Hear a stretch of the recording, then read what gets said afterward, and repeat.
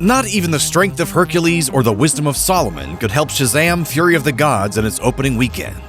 It's generally considered big news when a new superhero movie opens at the box office. This past weekend was no exception as the sequel Shazam: Fury of the Gods finally hit theaters. Unfortunately, Warner Brothers won't be popping any champagne this time around, as the follow-up had an absolutely abysmal opening weekend, taking in far less than its predecessor on a larger budget. Director David F. Sandberg's Shazam sequel took in $30.5 million this past weekend. This is well below industry estimates, which had it making around $40 million. And realistically, even that would have been extremely disappointing, given that the original opened at $53.5 million back in 2019. Those numbers were on the lower side of things for modern superhero movies. Internationally, Fury of the Gods also fizzled with just $35 million, including a dismal $4.4 million in China. That gave it a global opening of just $65.5 million. The film is said to carry a budget of $125 million. The good news is that's far less than many franchise blockbusters these days. The bad news is it's a lot more than the first movie, which cost between $90 million and $100 million. Couple that budget with the approximately $100 million marketing spend, and you've got a full-blown train wreck. I'm an idiot. The only DCEU movies to have a worse opening weekend were Wonder Woman 1984 with $16.7 million and The Suicide Squad, which took in $26.2 million. Both of those came out during the height of the pandemic, though, and both were also released on HBO Max on the same day they hit theaters. Fury of the Gods is exclusively in theaters at a time when the pandemic is no longer much of a factor. It's a pretty brutal outcome for a sequel that had breakout potential written all over it.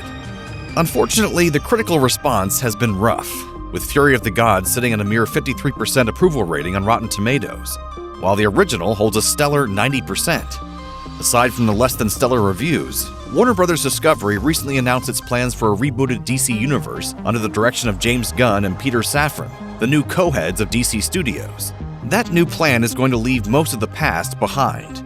Many hardcore DC fans might wonder what's the point in seeing this movie when a reboot is coming. It's a valid question when cinematic universes are all the rage. Whatever the case, Shazam is almost certainly not coming to the new DCU.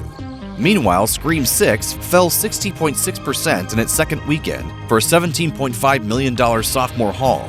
Even with the big drop, the sixth entry in the series is pacing well ahead of the 2022 installment and currently sits at a $76 million domestic take and a box office of $40 million internationally for a $116 million total. Last year's entry tapped out at $81.6 million domestically. So things are looking good for Ghostface at this point. Creed 3 also continued to do its thing, adding another $15.3 million in its third weekend. That brings it to $127.7 million domestically and $96.6 million internationally for a $224.3 million worldwide to date. That means it has already surpassed Creed 2, with its box office coming in at $213 million, and will very soon pass the original Rocky at $225 million to become the second biggest entry in the franchise ever, trailing only Rocky IV with its $300 million. Needless to say, the Creed franchise will continue to expand. Rounding out the top 5 were 65 with $5.8 million and Ant-Man and the Wasp: Quantumania totaling $4.07 million.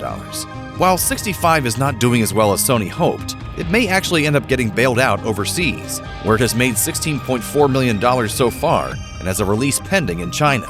But it's certainly not going to be a hit. Looking ahead to this upcoming weekend, we've got John Wick Chapter 4 hitting theaters, riding a wave of positive buzz following its premiere at South by Southwest last week. Needless to say, it looks like there will be a new champ in town.